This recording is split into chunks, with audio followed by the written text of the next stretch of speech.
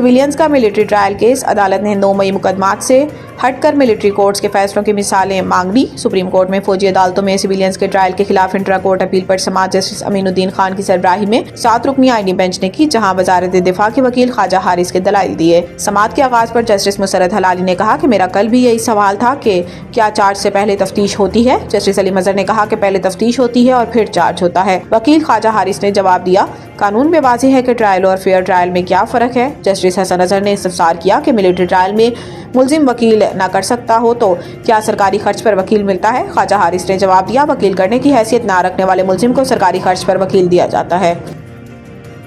कौमी असम्बली के बाद सेनेट ने भी मतनाज़ा पीका एक्ट तरमीमी बिल की मंजूरी दे दी। पीका तरमीमी बिल पेश करने की तहरीक राना तनवीर ने पेश की। इस दौरान अपोजिशन ने हंगामा आराई और एहतजाज करते हुए इजलास से वॉकआउट किया। सेनेट गैलरी से सहाफ़ी भी वॉकआउट कर गए। कौमी असम्बली के बाद सेनेट ने भी मतनाज़ा पीका एक्ट तरमीमी बिल की मंजूरी दे दी। पीका तरमीमी बिल पेश करने की तहरीक राना तनवीर ने पेश की। इस दौरान अपोजिशन ने हंगामा आराई और एहतजाज करते हुए इजलास से वॉकआउट किया। सेनेट गैलरी से सहाफ़ी भी वॉकआउट कर गए।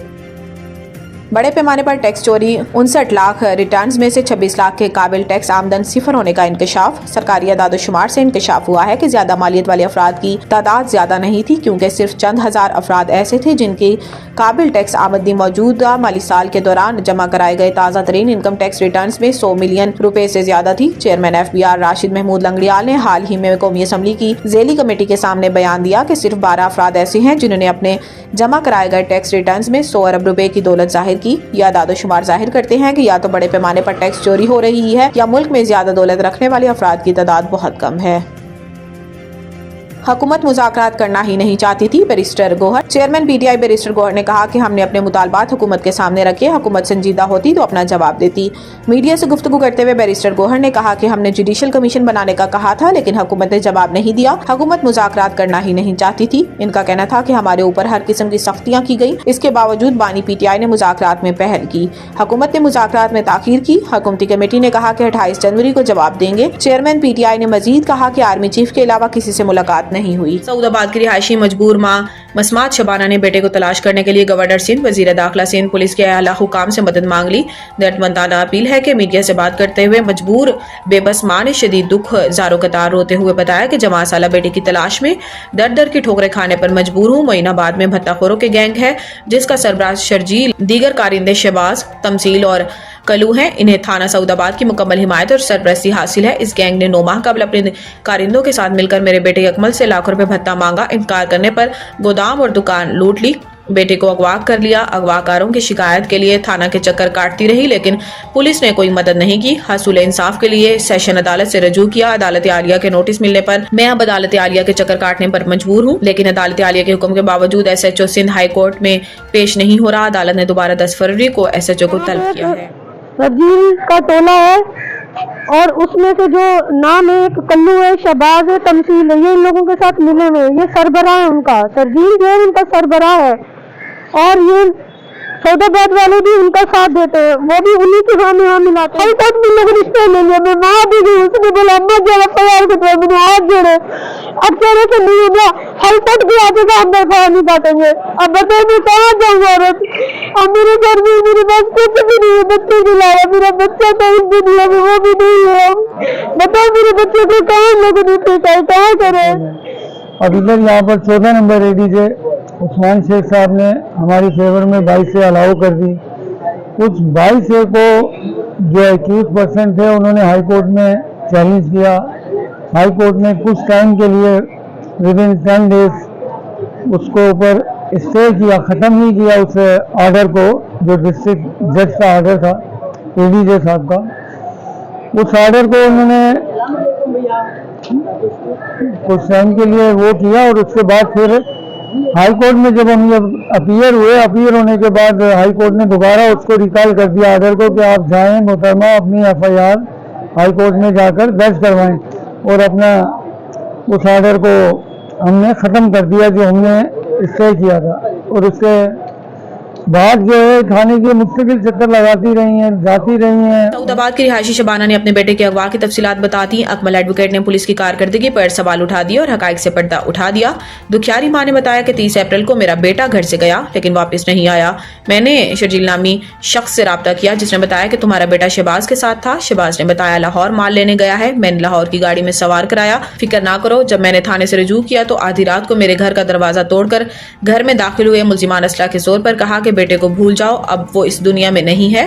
थाने में शिकायत की तो तुम भी अपने बेटे के पास पहुंच जाओगी। अकमल एडवोकेट ने बताया कि सेशन अदालत के हुक्म पर हर थाने सऊदाबाद ने मुकदमा दर्ज नहीं किया, बस खातून को थाने में जलील किया। मुल्जिमान ने इनके बेटे को गायब करके चेक पर जाली दस्तखत किए और चेक बाउंस कर दिया। मैं बोलती हूँ कि शर्जील नामी शख्स, शहबाज नामी शख्स, तमसील नामी शख्स, ये तीनों मेरे बेटे को उठा के करें मैं ट्रेन पे बिठा के आए, कहाँ भेजा। फिर मेरे घर में अरसला लेके रात को अलग घुसके आ गए, दिन में अलग घुसके आ गए।